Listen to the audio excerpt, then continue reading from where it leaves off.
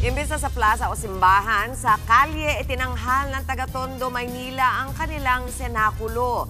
Layon daw nilang mas ilapit sa mga tao ang pagsasadula ng buhay at pagpapasakit ni Jesucristo ngayong Semana Santa. Nasa frontline ng balitang yan si Camille Samonte.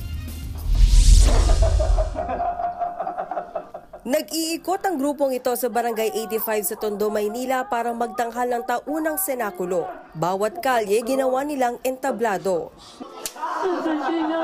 Isinadula ang buhay at pagpapasakit ni Jesucristo. Ang mga residente napapatigil para manood. Ayon sa barangay na siyang nag-organisa ng grupo, sa halip na sa plaza o simbahan, mas pinili nilang sa kalye idaan ang sinakulo para mas ilapit ito sa tao. 6 na taon na raw nila itong tradisyon tuwing Semana Santa.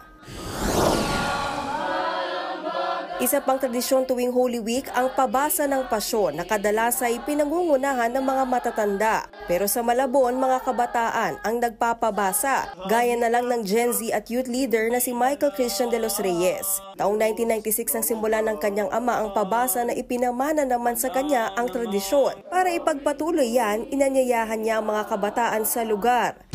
Pinapaliwanag ko sa kanila na hindi lang basta pagbasa kundi ipasok na sa kanilang isipan na sila ay mismong nandoon sa kwento. At sa kwento naroon ng mga aral kung saan marereflect natin. Makikita natin na ganito pala nangyari sa ating Panginoong Jesucristo. Ganito pala yung naging kwento. Ganito pala yung naging daan ng kaligtasan.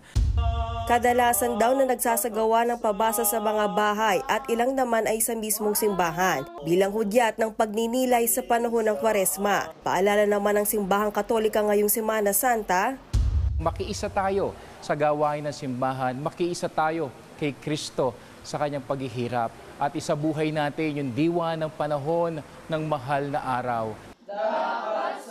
Nagbabalita mula sa Frontline, Camille Samonte, News 5.